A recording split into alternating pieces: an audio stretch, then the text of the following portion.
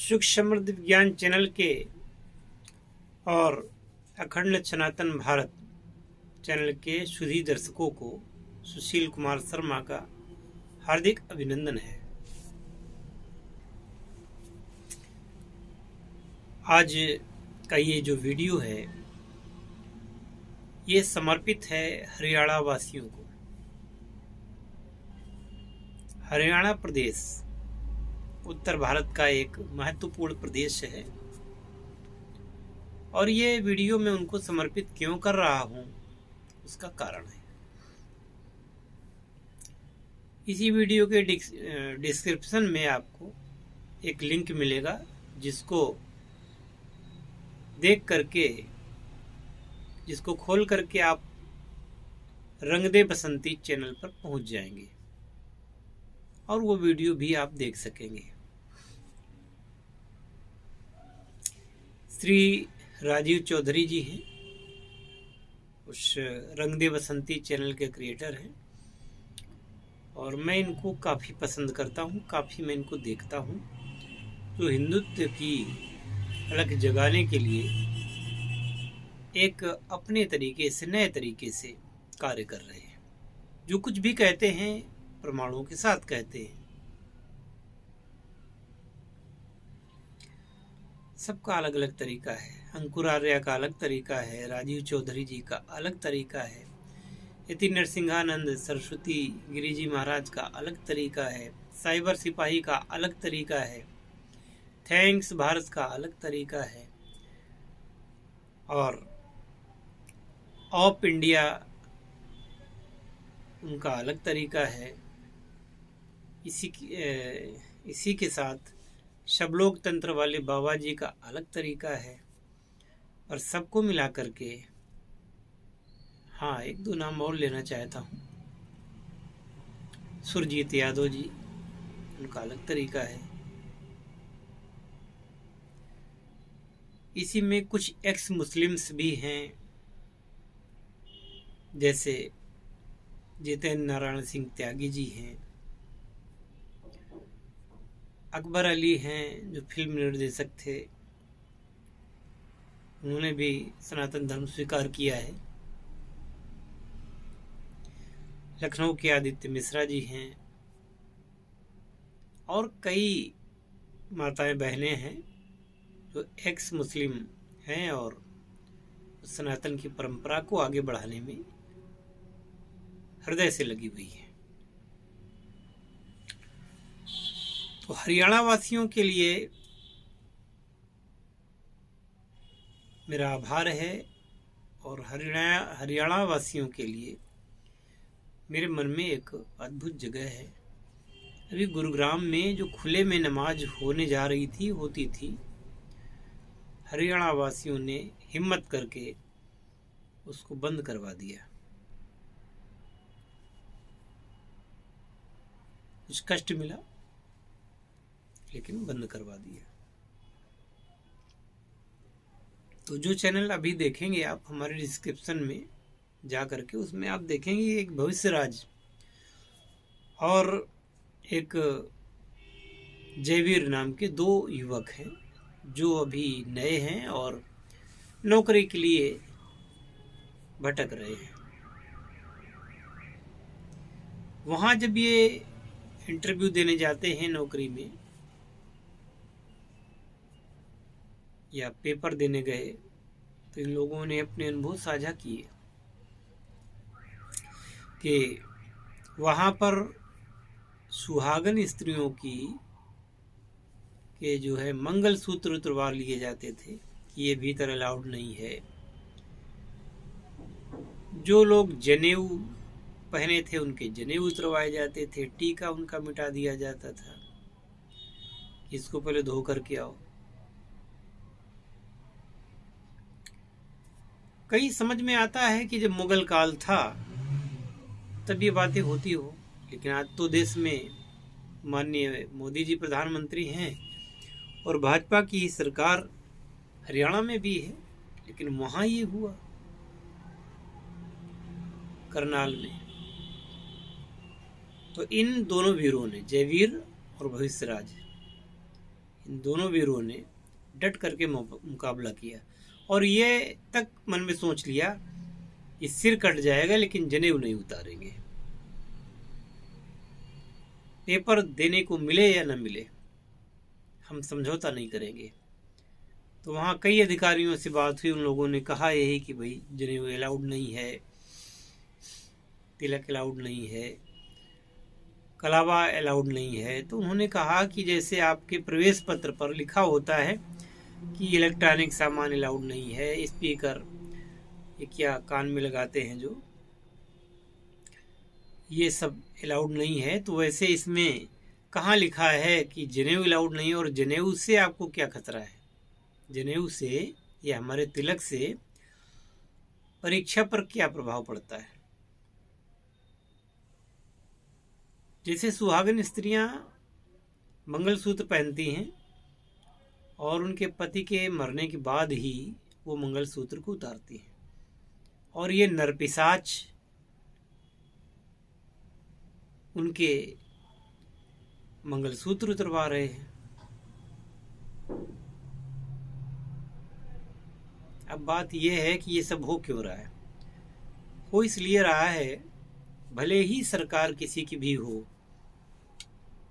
पर इन नरपिशाचों का चयन तो उस काल में हुआ था जब इन्हीं के जैसे लोग शासन में थे। वो अपने एजेंडे को कैसे छोड़ दे? अपने एजेंडे को तो छोड़ नहीं सकते। लेकिन धन्य भाग हैं ये युवक जिन्होंने नौकरी की परवाह किए बिना अपने अधिकारों के लिए लड़े और अंत में परीक्षा भी दी। मजबूर कर दिया उन चयनकर्ताओं वहाँ पे कि नहीं, हम तो जाएंगे ही। उन्होंने बहुत अच्छा तर्क दिया कि सिखों की एक भी पगड़ी उतार आप दिखा दीजिए इस आपके ढेर में, जहाँ पे आपने ये जनेऊ उतरवा के रखे हैं, कलावा तुड़वाया है, इस ढेर में एक भी पगड़ी दिखा दीजिए, एक भी औरत का बुर्का दिखा दीजिए, एक भी जालीदार टोपी दिखा दीजिए, एक भी इस प्रकार की कोई चीज दिखा दीजिए तो हम भी जनेऊ उतार देंगे। अंत में उनको हारना पड़ा और पेपर के लिए उनको सहमत होना पड़ा। वैसे भी हरियाणा प्रदेश में आर्य समाज का अच्छा प्रभाव है और आर्य समाज के लोग बहुत ही निष्ठावान और बहुत ही कट्टर आर्य होते हैं। हिंदू धर्म के प्रति पूरा उनका समर्पण होता है।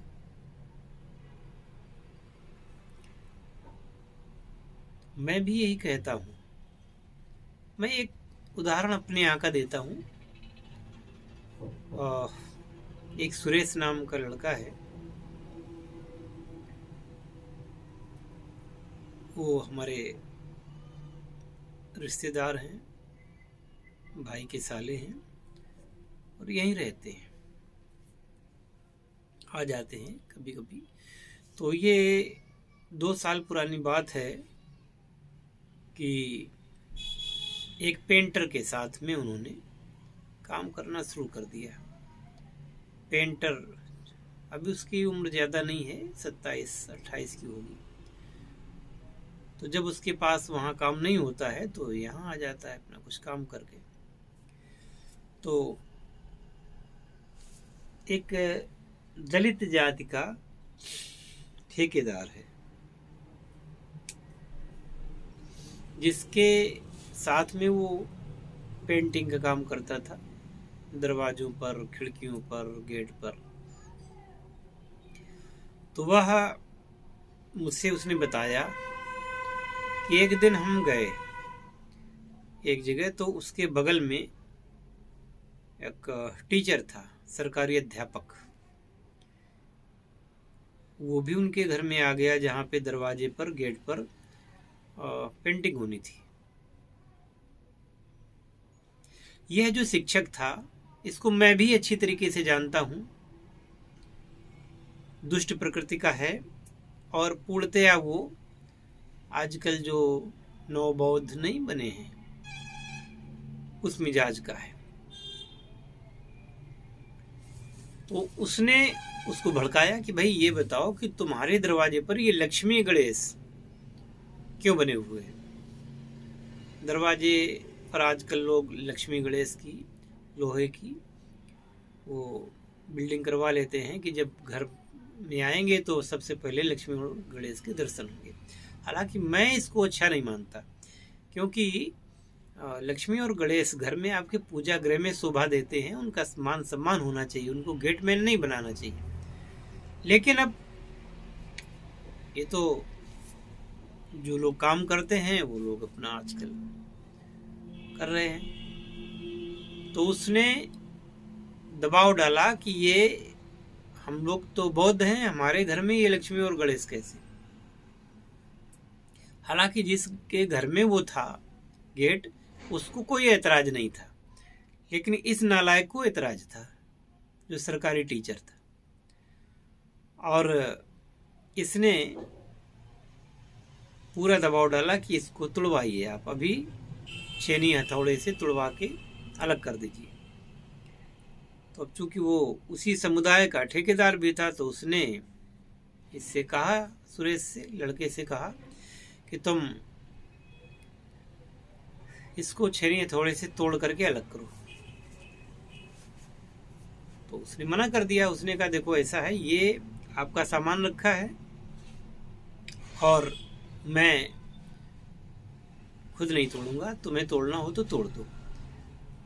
तो उस टीचर ने कहा, अरे ठेकेदार, तुम्हारा एक ऐसा कर्मचारी है जो तुम्हारी आज्ञा का पालन नहीं करता। तो ठेकेदार इससे नाराज हुआ। तो उसने कहा ऐसा है, मैं जा रहा हूं, मैं आपके साथ काम नहीं करूंगा, आप इसको तोड़ो या न तोड़ो, मुझसे मत तोड़वाओ, और मैं ऐसा काम कर ही नहीं सकता। और इसके बाद वो मुझसे बताया उसने, और फिर अपने गांव चला गया। उसने छोड़ दिया वो काम ही। तो ऐसे लोग जो अपने धर्म के प्रति जागरूक हैं, अपने धर्म के प्रति उनका आदर भाव है, तो परमपिता परमात्मा उनको जिनमें कभी भी कष्ट में नहीं रखेंगे।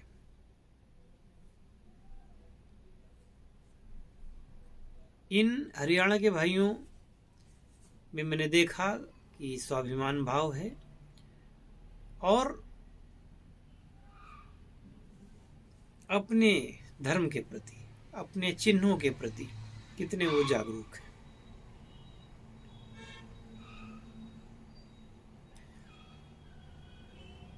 जो मेरी बात सुन रहा हो, देखिए एक और बात कहूं मैं, ये ऐसा नहीं है कि केवल जनेऊ केवल ब्राह्मण ही पहनेगा।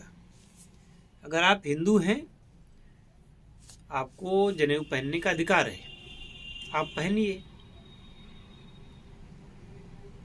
किसी भी जाति के हो। हिंदू का अर्थ होता है आर्य, और आर्य का अर्थ होता है श्रेष्ठ, सभी श्रेष्ठ है। दलित का मतलब ये नहीं है कि वो आर्य नहीं है। और आजकल चल रहा है ना समाज में, वो दलितों को हिंदुओं से अलग करके दिखाते हैं, दलितों को हिंदुओं से अलग बताते हैं। उनके दुष्चक्र में मत पड़िएगा। बहुत सारे ऐसे दलित बंधु हैं जो हिंदू धर्म के प्रति बहुत ही जागरूक हैं। अभी ये इटावा के पास की बात है कि वहाँ पे ईसाई मिशनरी अपना काम कर रहे थे, बहुत सारे दलितों को उन्होंने ईसाई बनाया भी था, बिना अपने प्राणों की चिंता किए। एक दलित संत हैं वहाँ पे, उनका नाम इस समय मुझे याद नहीं है, अखबार में पढ़ा था, और ये घटना भी 4-5 साल पुरानी है। उन्होंने अपनी दम पर 400 से 450 के बीच लोगों को, उन ईसाई बने दलितों को पुनः हिंदू धर्म में लाए, और ईसाई मिशनरियों के खिलाफ उन्होंने आवाज़ अपनी बुलंद की, कुछ पर मुकदमा भी कराया।